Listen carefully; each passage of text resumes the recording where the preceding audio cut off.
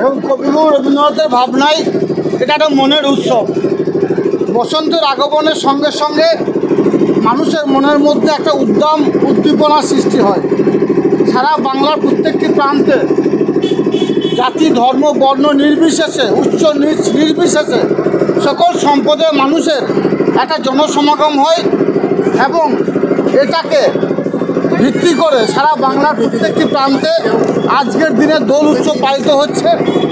এটাই স্বাভাবিক, এটাই বাংলার কৃষ্টি, এটাই বাংলার কালচার। বিরোধীরা বিভিন্নভাবে একটা ইয়ে করছে যে 11টার মধ্যে তারা দোল উৎসব শেষ করতে হবে, এই নিয়ে কী বলবেন? দেখুন, বিরোধীরা কি বলছে সেটা নিয়ে আমরা চিন্তিত নই।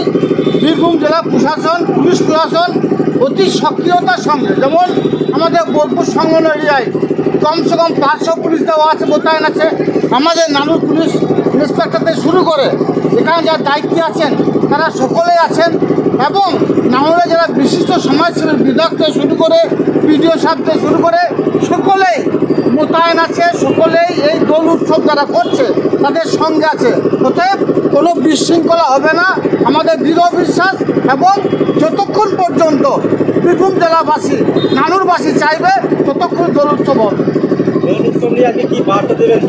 দোল উৎসব নিয়ে এটাই বার্তা দেবো, বীরভূম জেলা পরিষদ সবসময়ের জন্য বীরভূম জেলাবাসীর পাশে ছিল, আছে, আগামী দিনেও থাকবে। সঙ্গে সঙ্গে একথা বলবো, যেহেতু এটা রমজান মাহিনা চলছে, সেহেতু যারা দোল উৎসব পালন করছে আজকে জুম্মার দিন, যখন জুম্মার নামাজ পড়তে যাবে সেই টাইমে তাদের বস্ত্রে বা তাদের গায়ে যেন দোলের আবির না দেওয়া হয় সেটাকে সকল লক্ষ্য রাখার জন্য বলবো। তার কারণ এটাকে নিয়ে একটা উন্মাদনা সৃষ্টি হয়েছে সারা বাংলা জুড়ে। এই আনন্দের দিনে যেন নিরানন্দ না হয়, এটাই সকলের কাছে আমি আবেদন রাখবো আমাদের মাধ্যমে।